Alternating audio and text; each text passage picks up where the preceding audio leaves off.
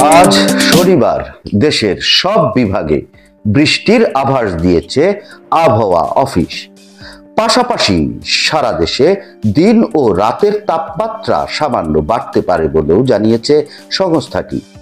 শনিবার সকাল ৯টা থেকে পরবর্তী ২৪ ঘন্টার আবহাওয়ার পূর্বাভাসে বলা হয়েছে, আজ রংপুর, রাজশাহী, ঢাকা, ময়মনসিংহ, খুলনা, বরিশাল, চট্টগ্রাম ও সিলেট বিভাগের ২-১ জায়গায় অস্থায়ীভাবে দমকা হাওয়া সহ বিদ্যুৎ চমকানো অথবা বৃষ্টি অথবা বজ্রসহ বৃষ্টি হতে পারে।